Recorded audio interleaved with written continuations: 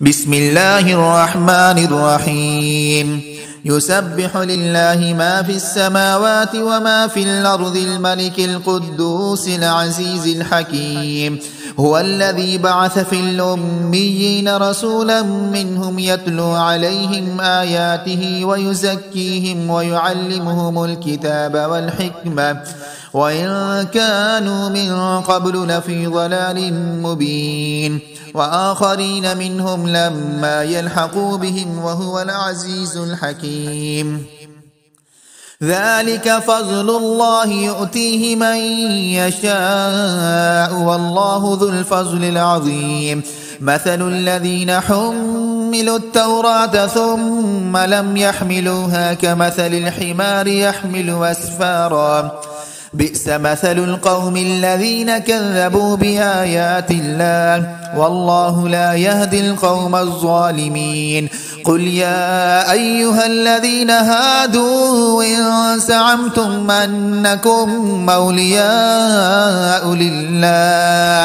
أولياء لله من دون الناس فتمنوا الموت إن كنتم صادقين ولا يتمنونه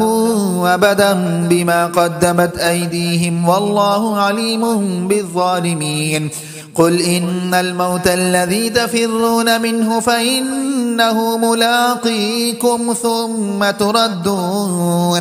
ثم تردون إلى عالم الغيب والشهادة فينبئكم بما كنتم تعملون يا أيها الذين آمنوا إذا نودي للصلاة من يوم الجمعة فاسعوا إلى ذكر الله وذروا البيع ذلكم خير لكم إن كنتم تعلمون فإذا قضيت الصلاة فانتشروا في الأرض وابتغوا من فضل الله واذكروا الله كثيرا لعلكم تفلحون